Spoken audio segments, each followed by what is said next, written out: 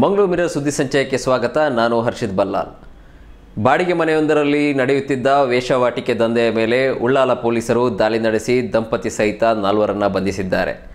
ಕೋಟೆಕ್ಕಾರು ಬೀರಿಯ ಪ್ರಾಥಮಿಕ ಆರೋಗ್ಯ ಕೇಂದ್ರದ ಬಳಿಯ ಬಾಡಿಗೆ ಮನೆಯೊಂದರಲ್ಲಿ ಈ ವೇಷವಾಟಿಕೆ ದಂಧೆ ನಡೆಯುತ್ತಿದ್ದು, ಬೀರಿಯ ಬಾಡಿಗೆ ಮನೆ ನಿವಾಸಿ ಮೊಹಮ್ಮದ್ ಇಕ್ಬಾಲ್, ಆತನ ಪತ್ನಿ ಅಲಿಮಮ್ಮ, ಉಳ್ಳಾಲ ನಿವಾಸಿ ಶರ್ಫುದ್ದೀನ್ ಇರ್ಷಾದ್ ಅಡ್ಯನಡ್ಕ ಅವರನ್ನು ಉಳ್ಳಾಲ ಪೊಲೀಸರು ವಶಕ್ಕೆ ಪಡೆದು ನ್ಯಾಯಾಲಯಕ್ಕೆ ಹಾಜರುಪಡಿಸಿದ್ದಾರೆ. ಮೊಹಮ್ಮದ್ ಇಕ್ಬಾಲ್ ಈ ಪ್ರಕರಣದ ಮುಖ್ಯ ಆರೋಪಿಯಾಗಿದ್ದು, ಈತ ಈ ಹಿಂದೆ ಪಿಲಾರು, ಕಾಪಿಕಾಡು ಪ್ರದೇಶಗಳಲ್ಲಿ ಬಾಡಿಗೆ ಮನೆ ಮಾಡಿ ವೇಷವಾಟಿಕೆ ನಡೆಸುತ್ತಿದ್ದ ಎನ್ನಲಾಗಿದೆ. ಖಚಿತ ಮಾಹಿತಿ ಮೇರೆಗೆ ಉಳ್ಳಾಲ ಪೊಲೀಸರು ನಿನ್ನೆ ದಾಳಿ ನಡೆಸಿ 4 ವಶಕ್ಕೆ ಪಡೆದಿದ್ದರು. ನೊಂದ ಯುವತಿಯರನ್ನು ರಕ್ಷಿಸಿದ್ದಾರೆ. ಮತ್ಸ್ಯಗಂಧ ಎಕ್ಸ್ಪ್ರೆಸ್ ರೈಲಿನಲ್ಲಿ ಮುಂಬೈನಿಂದ ಉಡುಪಿಗೆ ಪ್ರಯಾಣಿಸುತ್ತಿದ್ದ ಮಹಿಳೆಯೊಬ್ಬರ ಬ್ಯಾಗ್ನಲ್ಲಿ ಚಿನ್ನಾಭರಣವನ್ನು ಕಳ್ಳರು ಕದ್ದೊಯ್ದಿದ್ದಾರೆ. ಸುಮಾರು 40 ಲಕ್ಷ ಮೌಲ್ಯದ ಚಿನ್ನಾಭರಣಗಳು ಮತ್ತು ಡೈಮಂಡ್ ಆಭರಣಗಳನ್ನು ಕಳ್ಳರು ದೋಚಿರುವ ಘಟನೆ ನಡೆದಿದೆ.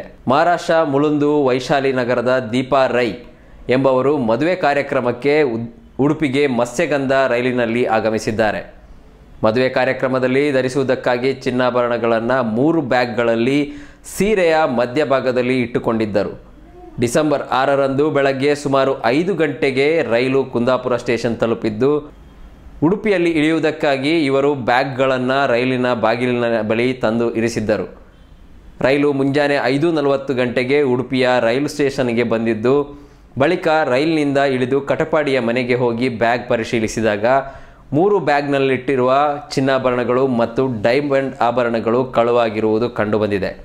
ಕಳವಾಗಿರುವ ಚಿನ್ನಾಭರಣಗಳ ಅಂದಾಜು ತೂಕ 850 ಗ್ರಾಂ ಆಗಿದ್ದು, ಒಟ್ಟು ಮೌಲ್ಯ 34 ಲಕ್ಷ ರು ಆಗಬಹುದು ಹಾಗೂ ಕಳವಾದ ಡೈಮಂಡ್ನ ಮೌಲ್ಯ 6 ಲಕ್ಷ ರು ಎಂದು ಅಂದಾಜಿಸಲಾಗಿದೆ. ಇವುಗಳ ಒಟ್ಟು ಮೌಲ್ಯ ಸುಮಾರು 40 ಲಕ್ಷ ರು ಆಗಿದೆ ಎಂದು ದೂರಿನಲ್ಲಿ ತಿಳಿಸಲಾಗಿದೆ.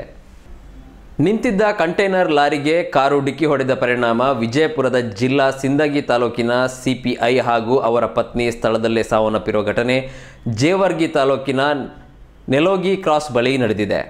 ನೆಲೋಗಿ ಕ್ರಾಸ್ ಬಳಿ ನಿಂತಿದ್ದ ಕಂಟೈನರ್ಗೆ ಮಾರುತಿ ಸ್ವಿಫ್ಟ್ ಡಿಸೈರ್ ಕಾರು ಡಿಕ್ಕಿ ಹೊಡೆದ ಪರಿಣಾಮ ಸ್ಥಳದಲ್ಲೇ ಸಿಪಿಐ ರವಿ ಉಕ್ಕುಂದ, ಪತ್ನಿ ಮಧು ಸಾವನ್ನಪ್ಪಿದ್ದಾರೆ.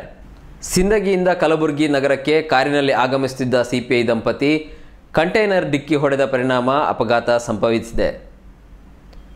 ಪುಂಜಲಕಟ್ಟೆ ಠಾಣೆಯ ಪೊಲೀಸ್ ಅಧಿಕಾರಿಗಳ ವಿರುದ್ಧ ಕ್ರಮಕ್ಕೆ ಆಗ್ರಹಿಸಿ ಮಂಗಳೂರು ವಕೀಲರ ಸಂಘದ ನೇತೃತ್ವದಲ್ಲಿ ದಕ್ಷಿಣ ಕನ್ನಡ ಜಿಲ್ಲಾ ಮತ್ತು ಸೆಷನ್ಸ್ ನ್ಯಾಯಾಲಯದ ಎದುರು ಪ್ರತಿಭಟನೆ ನಡೆಸಲಾಯಿತು.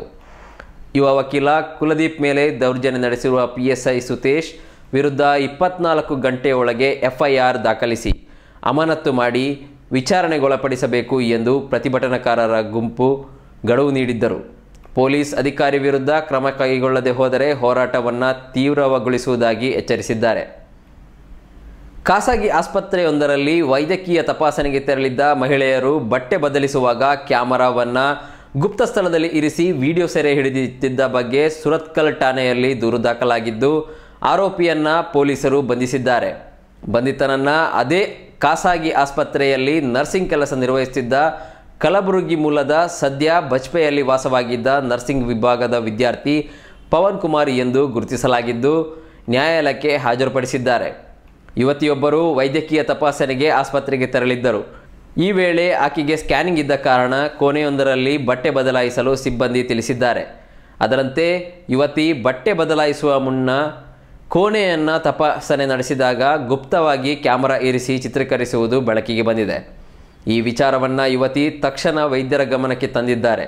ಬಳಿಕ ಎಚ್ಚೆತ್ತುಕೊಂಡ ಆಡಳಿತ ಮಂಡಳಿ ವಿಚಾರಣೆ ನಡೆಸಿದಾಗ ಅದೇ ಆಸ್ಪತ್ರೆಯ ನರ್ಸಿಂಗ್ ವಿಭಾಗದಲ್ಲಿ ಕೆಲಸ ಮಾಡುತ್ತಿರುವ ಪವನ್ ಕುಮಾರ್ ಎಂಬಾತ ಈ ಕೃತ್ಯ ಎಸಗಿರುವುದು ಬೆಳಕಿಗೆ ಬಂದಿದೆ. ಕಬ್ಬಿಣದ ಸರಳು ಸಾಗಿಸುತ್ತಿದ್ದ ಟ್ರ್ಯಾಕ್ಟರ್ ಪಲ್ಟಿಯಾಗಿ ಕಾರ್ಮಿಕನೋರ್ವ ಸಾವನ್ನಪ್ಪಿದ ಘಟನೆ ಬೆಳ್ತಂಗಡಿಯ ಮಲವಂತಿಗೆ ಗ್ರಾಮ ಪಂಚಾಯತ್ ವ್ಯಾಪ್ತಿಯಲ್ಲಿ ನಡೆದಿದೆ. ಮೃತ ವ್ಯಕ್ತಿಯನ್ನು ಚಿಕ್ಕಮಗಳೂರು ಮೂಲದ ಅಶೋಕ್ ಎಂದು ಗುರುತಿಸಲಾಗಿದ್ದು, ಮಲವಂತಿಗೆ ಗ್ರಾಮ ಪಂಚಾಯತ್ ವ್ಯಾಪ್ತಿಯ ದುರ್ಗಮ ಎಳನೀರು ಭಾಗದ ಬಂಗಾರ ಬಳಿಗೆ ಎಂಬಲ್ಲಿ 5 ಕೋಟಿ ರು ವೆಚ್ಚದಲ್ಲಿ ಕಿಂಡಿ ಅಣೆಕಟ್ಟು ನಿರ್ಮಾಣವಾಗುತ್ತಿದ್ದು, ಇದರ ಕಾಮಗಾರಿಗೆಂದು ಕಬ್ಬಿಣದ ಸರಳುಗಳನ್ನು ಸಾಗಿಸಲಾಗುತ್ತಿತ್ತು. ಈ ದಾರಿ ಅತ್ಯಂತ ಕಡಿದಾಗಿದ್ದು ದುರ್ಗಮವಾಗಿದೆ. ಟ್ರ್ಯಾಕ್ಟರ್ ಚಾಲಕ ನಿಯಂತ್ರಣ ಕಳೆದುಕೊಂಡು ಟ್ರ್ಯಾಕ್ಟರ್ ಪಲ್ಟಿಯಾಗಿದೆ.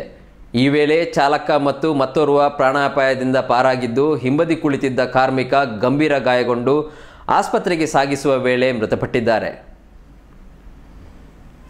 ಪಂಪ್ವೆಲ್ ಬಳಿ ಕೆಲವು ದಿನಗಳ ಹಿಂದೆ ಮೆಕ್ಯಾನಿಕ್ ಶಿವರಾಜ್ ಎಂಬುವರಿಗೆ ಬಿದ್ದು ಸಿಕ್ಕಿದ್ದ ಹಣದ ಬಂಡಲ್ ಪ್ರಕರಣಕ್ಕೆ ಸಂಬಂಧಿಸಿದಂತೆ ಮಂಗಳೂರು ಪೊಲೀಸ್ ಆಯುಕ್ತರು ಮಾಹಿತಿ ನೀಡಿದ್ದು, ಇಲ್ಲಿಯವರೆಗೆ 2,99,500 ರೂಪಾಯಿಯನ್ನು ಪೊಲೀಸ್ ವಶಕ್ಕೆ ಪಡೆದಿದ್ದು, ಆದರೆ ಹಣ ಯಾರದೆನ್ನುವುದು ಬಗ್ಗೆ ಮಾಹಿತಿ ಮಾತ್ರ ಸಿಕ್ಕಿಲ್ಲ. ಹಣದ ಬಂಡಲ್ ಪ್ರಕರಣದ ಕುರಿತಂತೆ ಸುದ್ದಿಗೋಷ್ಠಿಯಲ್ಲಿ ಮಾಹಿತಿ ನೀಡಿದ ಪೊಲೀಸ್ ಆಯುಕ್ತ ಎನ್ ಶಶಿಕುಮಾರ್, ಈ ಅನಾಮಧೇಯ ಹಣದ ಕಟ್ಟುಗಳನ್ನು ವಾರಿಸುದಾರರು ಇದ್ದಲ್ಲಿ ಸಂಬಂಧಪಟ್ಟ ಠಾಣೆಗೆ ಸೂಕ್ತ ಮಾಹಿತಿಯೊಂದಿಗೆ ಭೇಟಿ ನೀಡಿದರೆ ವಾಪಸ್ ನೀಡುವ ಪ್ರಕ್ರಿಯೆ ನಡೆಯಲಿದೆ ಎಂದರು. ನವೆಂಬರ್ 26ರಂದು ಶಿವರಾಜ್ ಎಂಬ ವ್ಯಕ್ತಿಗೆ ಬೆಳಗಿನ ಹೊತ್ತು ಪಂಪ್ವೆಲ್ ಬಳಿ ಬಾಕ್ಸ್ ಹಾಗೂ ಪ್ಲಾಸ್ಟಿಕ್ ಚೀಲದಲ್ಲಿ ಹಣದ ಬಂಡಲ್ಗಳು ಸಿಕ್ಕಿತ್ತು. ಅದರಲ್ಲಿ ಎಷ್ಟು ಹಣ ಇತ್ತೆಂಬ ಬಗ್ಗೆ ಸ್ಪಷ್ಟವಾಗಿ ಆ ವ್ಯಕ್ತಿ ಹೇಳುತ್ತಿಲ್ಲ.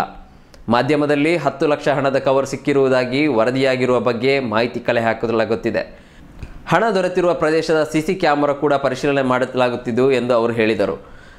ಶಿವರಾಜ್ ಹಣದ ಕಟ್ಟು ಸಿಕ್ಕಿದ ತಕ್ಷಣ ತನ್ನ ಜೊತೆ ಮದ್ಯಪಾನ ಮಾಡುವ ವ್ಯಕ್ತಿ ತುಕಾರಾಮ್ ಎಂಬುವವರಿಗೆ 500 ರೂಗಳ 6 ಕಟ್ಟು ಹಣವನ್ನು ನೀಡಿದ್ದಾಗಿ ಹೇಳಿಕೊಂಡಿದ್ದ. ಈ ಬಗ್ಗೆ ಮಾಧ್ಯಮದಲ್ಲಿ ಮಾಹಿತಿ ಬಂದ ಹಿನ್ನೆಲೆ ತುಕಾರಾಮ್ ಎಂಬ ವ್ಯಕ್ತಿ 2,99,500 ರೂಗಳನ್ನು ಠಾಣೆಗೆ ತಂದು ನೀಡಿದ್ದಾನೆ. ಒಟ್ಟು ಇದೀಗ ತುಕಾರಾಮ್ ತಂದುಕೊಟ್ಟ 2,99,500 ಮತ್ತು 49,000 ರೂ ಪೊಲೀಸರ ವಶದಲ್ಲಿದೆ. ಅದನ್ನು ಸೂಕ್ತ ದಾಖಲೀಕರಣದೊಂದಿಗೆ ಪೊಲೀಸರು ವಶದಲ್ಲಿರಿಸಿದ್ದಾರೆ. ವಾರಸುದಾರರು ಬಾರದಿದ್ದಲ್ಲಿ ಮುಂದಿನ ಕ್ರಮ ವಹಿಸಲಾಗುವುದು. ಈಗಾಗಲೇ ಅದರಲ್ಲಿ 10 ಲಕ್ಷ ಇತ್ತೆಂದು ಹೇಳಲಾಗಿರುವಂತೆ ಯಾರಾದರೂ ಶಿವರಾಜ್ ಬಳಿ ಇದ್ದ ಹಣವನ್ನು ಕೊಂಡು ಹೋಗಿದ್ದಲ್ಲಿ ಅದನ್ನು ಠಾಣೆಗೆ ಒಪ್ಪಿಸಿದರೆ ಅವರ ಮೇಲೆ ಯಾವುದೇ ರೀತಿಯ ಪ್ರಕರಣ ದಾಖಲಿಸಲಾಗುವುದಿಲ್ಲ.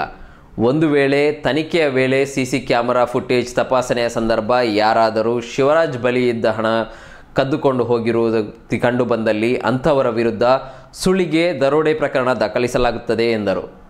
ಹೆಚ್ಚಿನ ಸುದ್ದಿ ಮನೋರಂಜನೆಗಾಗಿ ಮ್ಯಾಂಗ್ಳೂರ್ ಮಿರರ್ ಚಾನಲ್ಗೆ ಸಬ್ಸ್ಕ್ರೈಬ್ ಮಾಡಿ. Thank you.